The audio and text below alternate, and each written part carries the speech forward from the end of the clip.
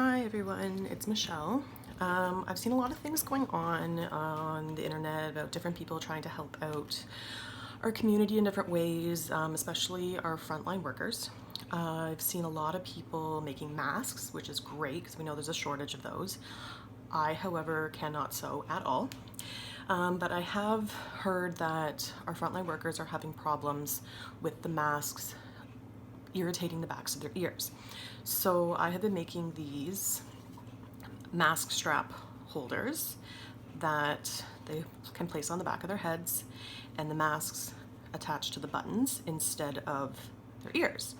And since I've started making these honestly about 30 hours ago, I've had over 200 people request them. I am making them and donating them to all our frontline workers in our community.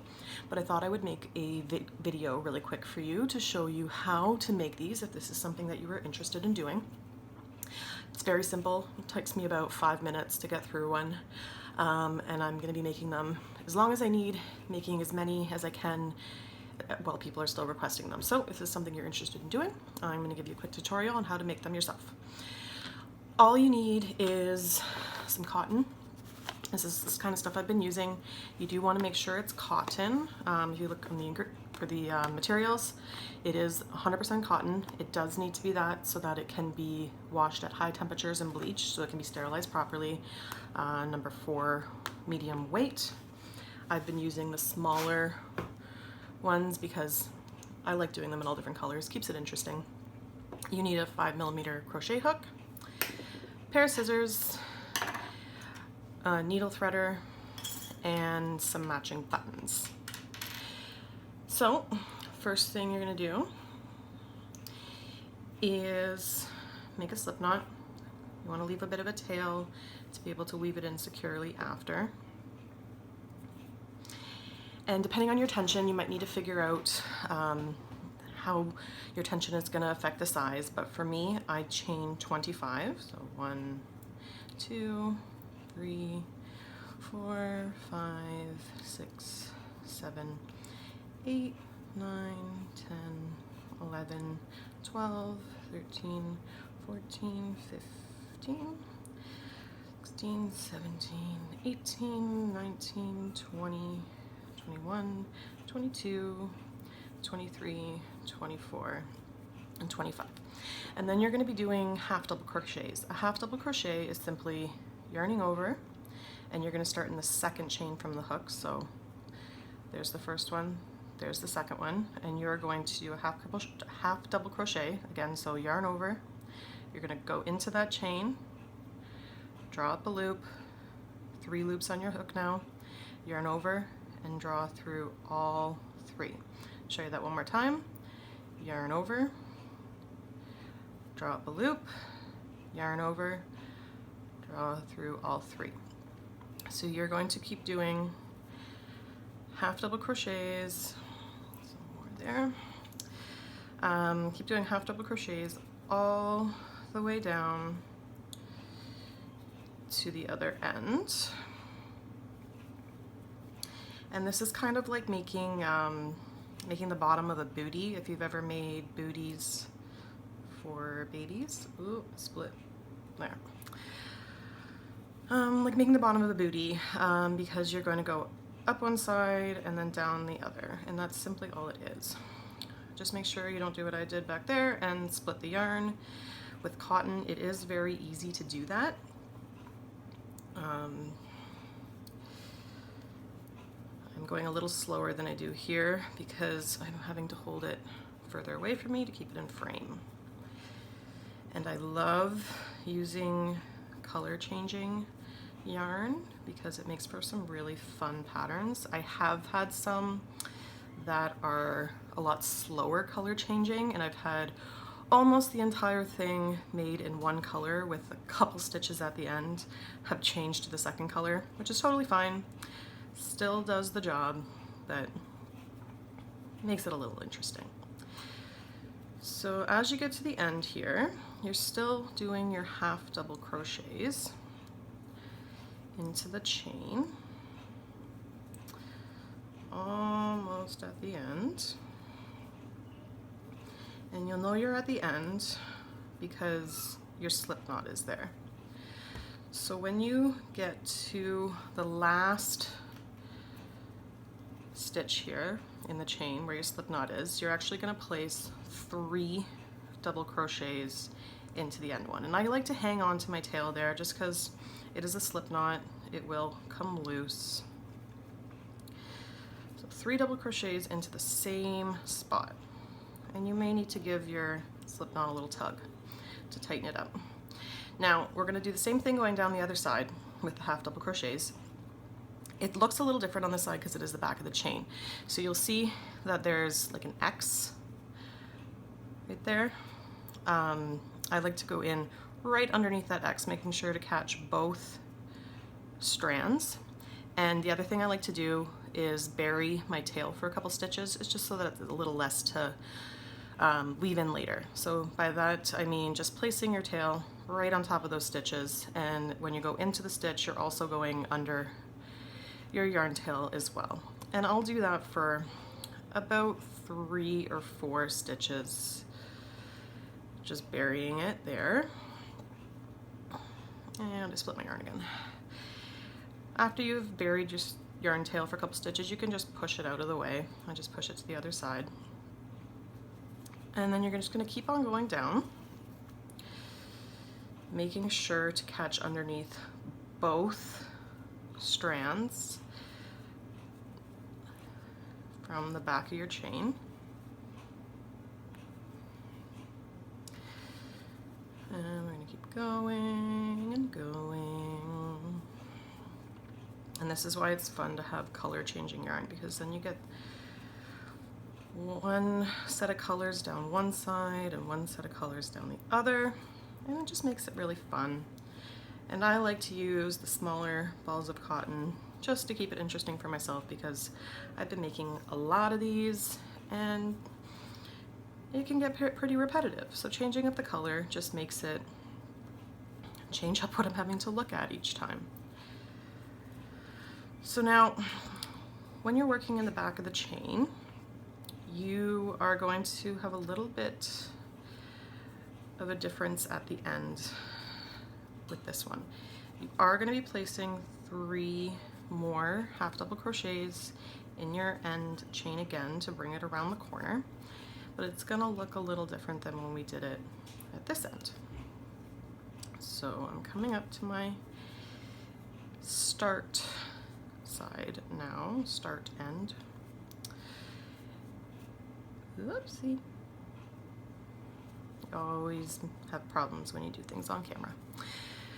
So you can see that it's very clear that I have that X there that I'm going to go under.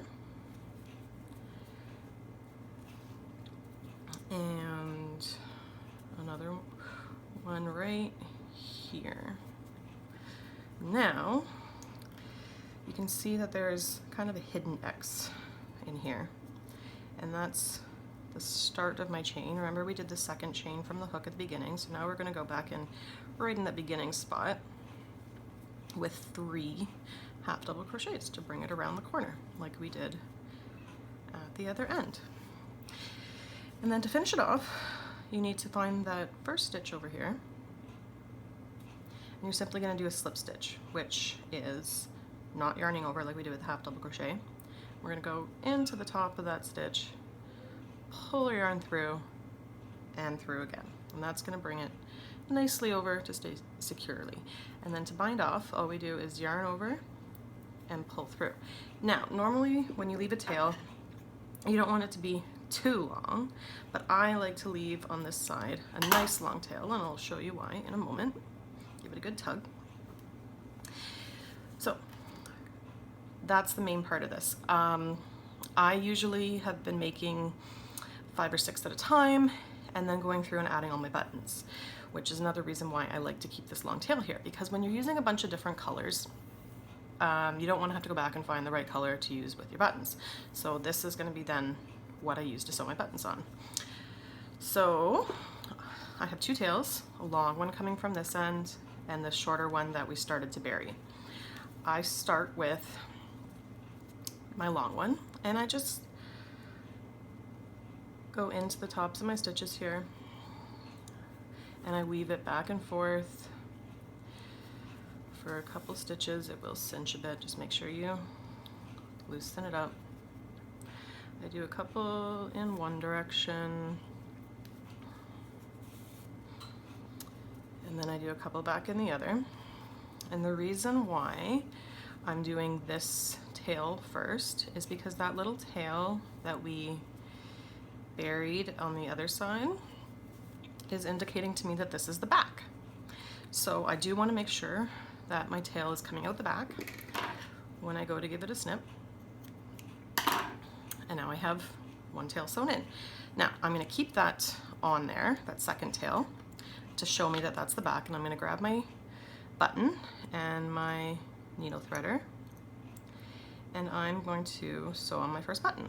So I just attach my yarn here to my button, and because I'm going to be using this piece of scrap yarn for both buttons, I like to make one longer and one shorter, just so that I have a nice long piece for the second button. And with your tail here on the other end showing you which side is the back, I'm going to go from back to front, and I like to go in between a stitch just to give it a bit more security, and I pull the long side through first. It doesn't really matter, but I've had a couple buttons pop off as I'm doing this, and it's less likely for it to happen with the long side already secured. If I just had the short side poking around there on its own right now, it might fall out while I'm working with the other side. So I just pull both sides through,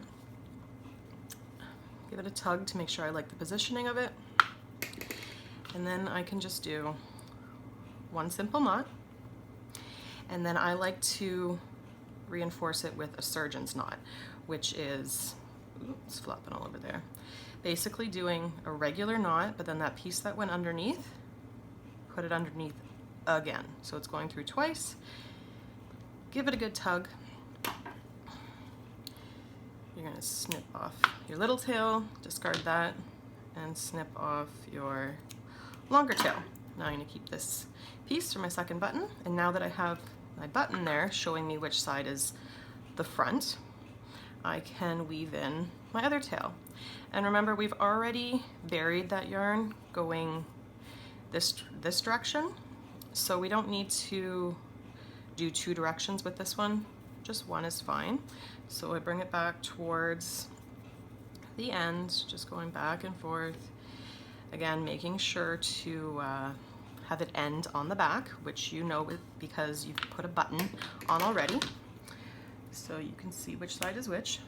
Discard that piece, and then I'm going to thread my yarn onto my second button.